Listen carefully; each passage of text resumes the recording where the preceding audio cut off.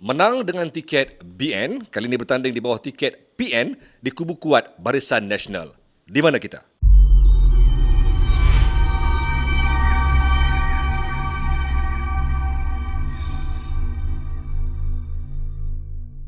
Baik, Assalamualaikum dan selamat sejahtera semuanya. Dan pada malam ini, hari ini, saya memilih untuk masih lagi berada di bumi Melaka. Dan pada hari ini, di lokasi yang saya kira juga menjadi tumpuan seluruh negara sebenarnya. Kerana di sini, pertemuan yang saya kira amat menjadi tumpuan kerana penyandang untuk parlimen di sini sebenarnya sebelum ini menang dengan tiket Barisan Nasional pada PRU yang ke-14.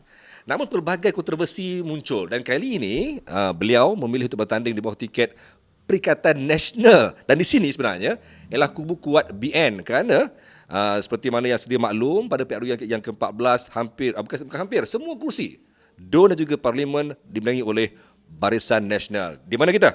Di P134 Parlimen Masjid Tanah. Dan hari ini saya agak bertuah kerana dapat bersama dengan ahli parlimen yang menyandang kerusi di sini, iaitu Datuk Wira Mas Emirati Samsudin yang menang bergaya pada PRU yang ke-14. Jom kita dapatkan pandangan beliau dan apa yang mungkin beliau hadapi dalam PRU yang ke-15. Okey, telah pun mukadimah kan, macam-macam sebenarnya. Kalau sebut nama Datuk Mas Emirati ni, saya rasa satu Malaysia duk bermain dengan sentimen yang sama. Katak lompat, macam-macam kan. Jadi pada hari ini saya pun risau sebenarnya nak gunakan sentimen katak tu, tapi biasalah orang dah mula sebut-sebut kan. So kita dapatkan sendiri Datuk Mas Emirati untuk mungkin mengulas situasi yang agak unik kerana pada kali ini PRU yang ke-15 beliau bertanding di bawah tiket Perikatan Nasional. Sihat tu? Sihat, Alhamdulillah. Apa khabar Zazrul? Lama tak nampak last jumpa masa PRU yang ke-14 sebelah laut. Dekat Batu Tenggek. Makan lemping. Ya, kan? rare. Itu rare. Makan tepi laut dengan pemandangan yang menarik. Sini memang dia punya tumpuan dia memang laut kan? Betul. Laut, sungai. Ya, saya jumpa Datuk Seri, doa. Jumpa Datuk ketika itu dan pada ketika itu beliau bertanding untuk merebut kerusi DUN. DUN apa tu? DUN Tanjung Bidara. Tanjung Bidara. Tapi ada tapi dia. Datuk tumbang di tangan, ada yang kata guru, ada yang kata abang, ada yang kata kanda, entahlah kan, saya tak tahulah. Tiga-tiga tak? Tiga tak? Okey, tak apa. Alright. Tak apalah Datuk. Tiada satu pun di atas. Gitu. Oh, itu D lah. Jawapan dia D. Tiada di atas. Okey, Datuk. Kali ini Datuk pun semua tahu Datuk bertanding di bawah tiket PN dan Datuk menang dengan bergaya dengan 8,000 lebih pada majoriti 8,000 lebih pada PRU yang ke-14 di bawah tiket BN. Dan semua kerusi di bawah parlimen ini ada 5 DUN, 1 parlimen, memang kubu kuat BN pun. Jadi mungkin walaupun dah ramai tahu secara umumnya lah kenapa Datuk kali ini beranikan diri bertanding di bawah tiket bendera lain, sedangkan Datuk memang yalah semua tahu Datuk dah berhijrah, tapi berani lagi ke nak lawan di kubu kuat BN ni? Okey. Azrul, soalan yang saya rasa relevan lah. Tak ada orang tanya sedetail macam ni, tapi Azrul tanyakan. Oi, hebat kan? Saya ucapkan terima kasih lah. Okey, first kita tengok masa saya berhijrah keluar daripada Parti Barisan Nasional dan juga UMNO Julai. Yes. 2018. Betul. Jadi saya pun tak menyangkakan pada ketika itu, saya rasa okey, habis dah saya punya kerjaya politik. Dan apa yang saya nekat saya pada ketika itu adalah hanya untuk servis pengundi saya di Masjid Tanah. Yeah. Jadi saya just buat kerja, saya dapatkan peruntukan dan juga saya buka saya punya pusat khidmat sentiasa dan juga membantu masyarakat sekeliling tanpa kira maksudnya latar belakang berbeza dan sebagainya. Yang itu yang pertama, tak pernah terjangkau dek fikiran pun saya akan kembali aktif di bawah parti lain. Di bawah parti lain. Jadi along the way tu saya melihat bahawa pada ketika itu Parti Bersatu parti yang baru dan mereka memerlukan leadership, kepimpinan. Yes.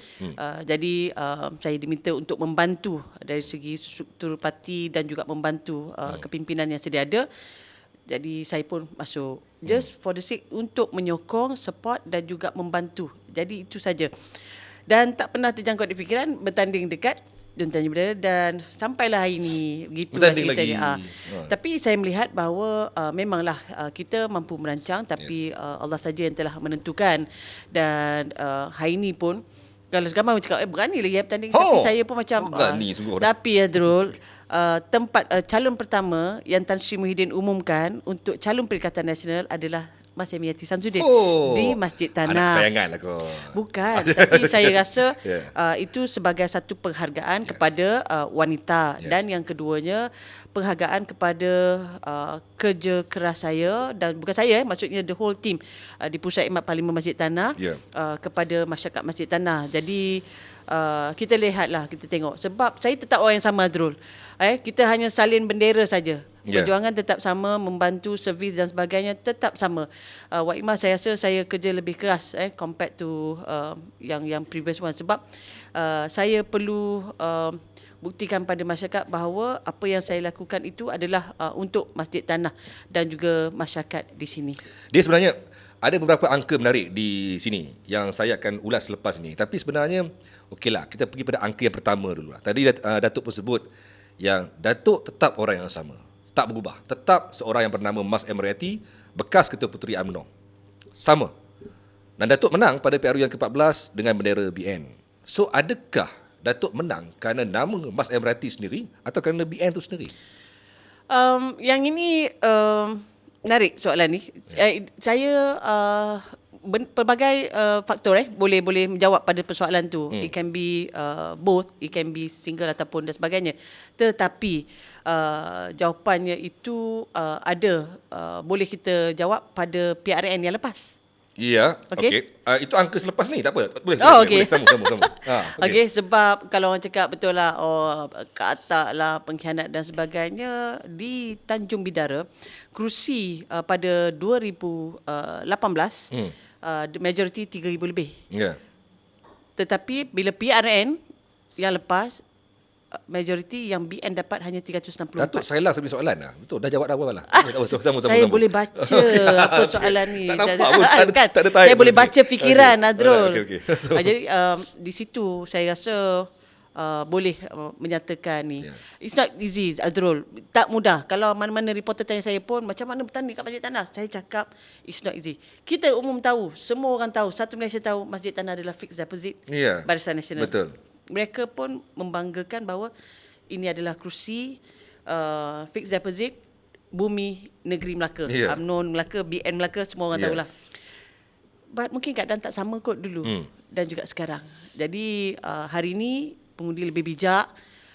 Bila rata-rata bila kita turun ke bawah, kita tanya adakah bila kita bagi especially bila saya jumpa budak muda, okey, kenal ke saya? Dia kata kenal, pernah dengar ke pasal saya? Dia kata pernah, baik ataupun buruk? Baik. Kalau baik, kalau rasa saya baik, saya mampu lagi untuk teruskan khidmat, boleh tak bagi saya peluang untuk saya teruskan khidmat, teruskan saya punya kerja? Dia kata boleh, dia kata. Jadi tolak tepi bendera.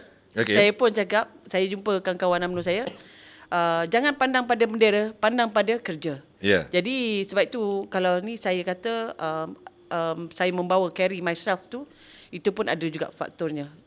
Sosok tubuh Mas Emiati itu untuk saya bawakan dan saya pertandingkan untuk pada PRU kali ini. Tolak tepi bendera. Kenapa? Bendera PN tak cukup kuat di sini. Ya, tapi tak, bukan PN kalau untuk orang yang support PN, tapi ada juga orang UMNO. Yes. Ada juga orang Pakatan Harapan yang nak bersama dan juga maksudnya bersama support, menyokong saya. Jadi sebab tu saya cakap jangan pandang PN. Tapi kalau orang yang dah support Perikatan Nasional, by all means, Alhamdulillah. Yeah. Tapi yang ini saya nyatakan untuk mereka yang dah ada sokongan pada parti-parti tertentu, tetapi mereka percaya pada kerja saya dan mereka inginkan saya terus berkhidmat untuk mereka. Sebab itulah saya cakap tak payahlah pandang tiket, bendera tu. Yes. Pandang pada kerja saya. Okey. Alright. Sebenarnya untuk rekod dan untuk makluman semua, soalan saya seterusnya memang ada, tapi sebab dah hilang dah.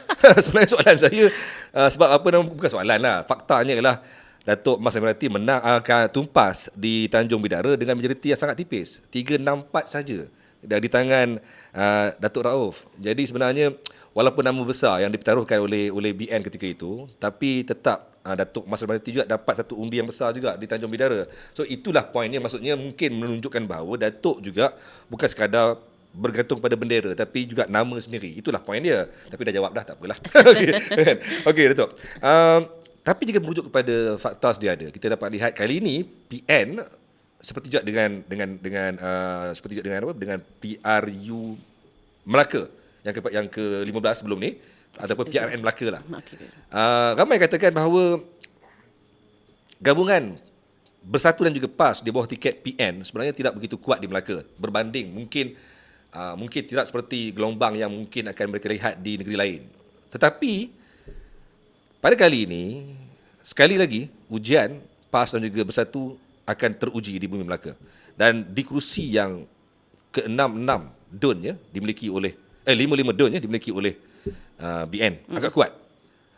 Apakah sumbangan PAS yang mungkin dapat membantu Datuk di sini? Saya sebenarnya bila PAS bersama saja dengan Perikatan Nasional, saya dah mula gerak kerja kami, jalinan ukhuwah dengan kepimpinan PAS, dan saya tak tunggu pun untuk pihak atasan untuk bincang ataupun nak set up komiti dan sebagainya. Saya daripada awal saya cakap saya minta maaf, saya mendahului pusat, saya cakap. So saya melantik di sini, saya cakap. Senang sebab saya Okay. saya dengan Ustaz Imran ni saya senang berbicara dengan dia, senang sembang dan senang berbincang lah, senang bawa berbincang lah orang cakap. Jadi bila awalnya kita dah mula, dia punya chemistry tu dah ada. In fact Ustaz Imran adalah merupakan yang di-Petua PAS kawasan Masjid Tanah, merupakan pengarah jentera. Oh ya. Pilihan raya.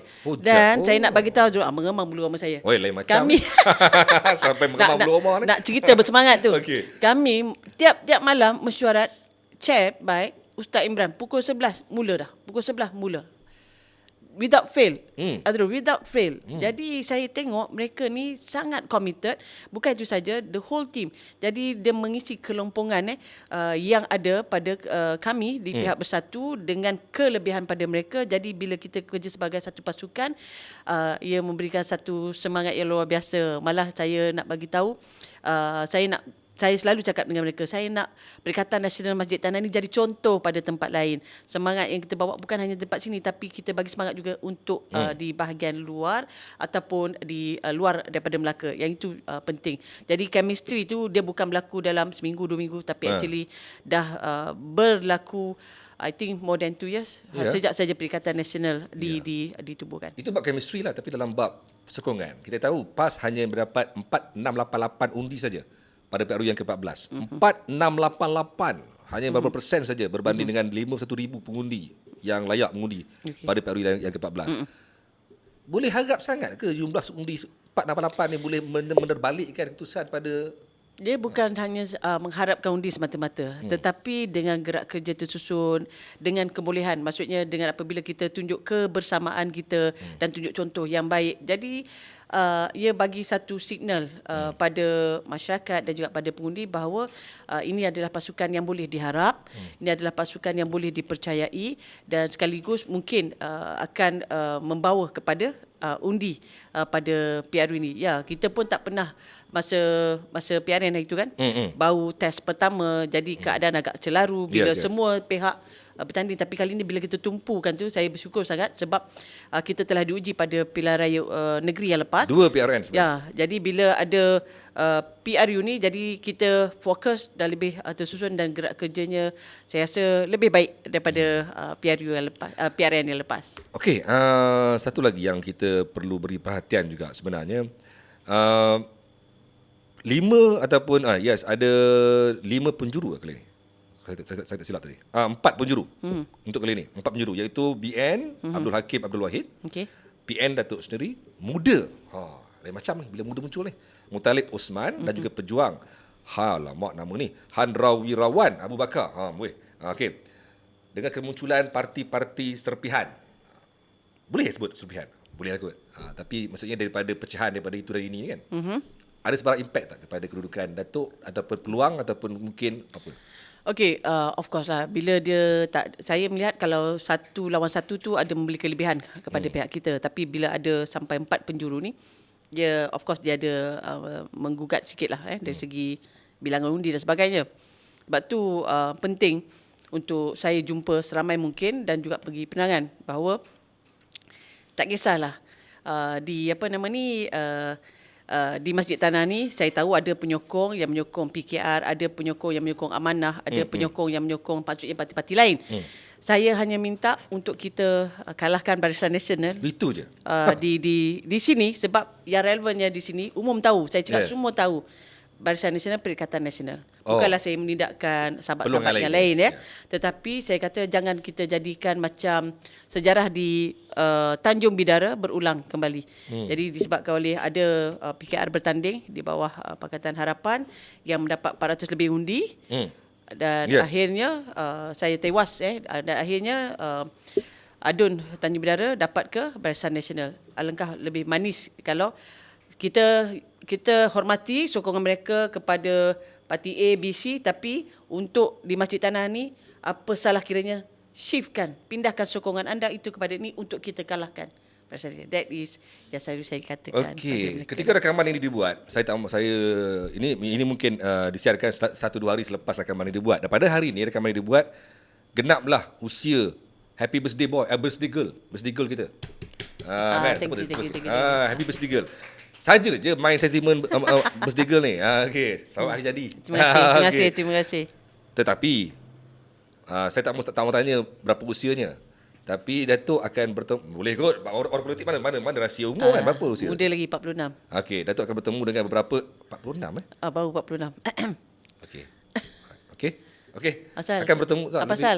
Rasa macam saya ni 44, rasa macam saya nampak lagi tua ni. Tahu tak apalah. Okey, tak apalah. Okey, Datuk akan bertemu dengan beberapa lagi calon muka muda. Okey. BN pun declare Datuk orang muda. Alright. Macam mana Datuk? Dengan pertambahan sebanyak 4,300 pengundi berusia 18 hingga 20 tahun. Pertambahan dan juga ada 15,800 pengundi 21 sampai 29. So kalau kita ambil kira puratanya lebih 10,000 pengundi kali pertama usia muda di sini. Alright. Dia yang penting tu ada aspirasi nak bawa suara orang muda. Dan apabila kita bersama dengan orang muda, kita tidak ada gap. Saya datang daripada Kilang Belia, Azrul. Iyalah. Saya daripada Gerakan Belia 4B. Gerakan Belia lama 4B. tak Saya dengar tu. pernah Okey. saya pernah jadi pengurusi 4B kawasan. Wanita yang pertama pengurusi 4B kawasan wanita yang pertama. Di Malaysia ni. Tak ada di Melaka. Di Melaka, Okey. baik. Dan Okey. apa nama ni, saya pernah dapat persatuan terbaik di Melaka, wakil ke pusat. Saya jadi naib ketua Gerak Wanis kebangsaan. Jadi dengan anak muda ni saya rasa macam tidak lekang lah daripada jiwa dan juga perjuangan saya. Satu. Yang keduanya, jadi sejak daripada 2013 saya menjadi ahli parlimen. Saya memang selalu buat program dengan belia-belia. Dengan anak muda ni memang sampai saya digelarkan ahli parlimen belia. Oh. Maksudnya saya duduk jaga belia. Saya cakap, siapa yang nak jaga mereka kalau kita tak jaga mereka? Yes, yeah. Siapa yang nak engage mereka kalau kita tidak engage mereka? Siapa yang tak percaya pada mereka kalau kita tak percaya pada mereka? Sebab tu dia bukan soal umur, tetapi soal adakah kita boleh bawa suara mereka, adakah kita bersama dengan mereka, adakah kita percaya pada mereka, adakah kita empower mereka? Yang itu yang lebih utama. Tak guna kalau usia muda, tapi bila nak sembang dengan orang muda pun kau kekok. Betul?